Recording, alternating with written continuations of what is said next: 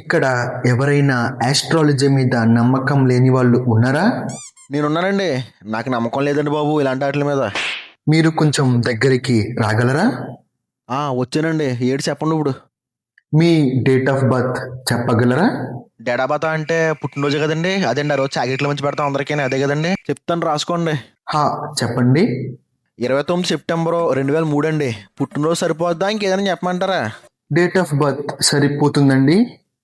సరే అండి. అయితే ఇంకా డేటాబాత అలాంటివి ఇంకేం చెప్పమంటారేమో అనుకున్నాను నేను.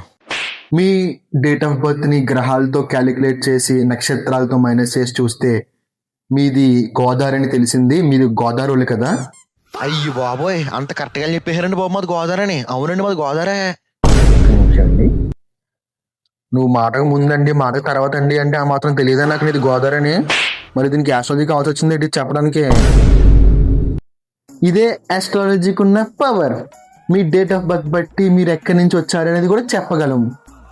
ఇప్పటికైనా మీరు ఆస్ట్రాలజీని నమ్ముతారా? మీరు ఇంత కరెక్ట్గా చెప్పేసాక కూడా నమ్ముతారంటారేంటి బాబు? ఇంకా మీ అస్తాలయాలజాకి మా ప్రాణాలు ఇచ్చేస్తాం. ఇంకా చూస్తా ఉండండి. ఆస్ట్రాలజీని నమ్మాలి.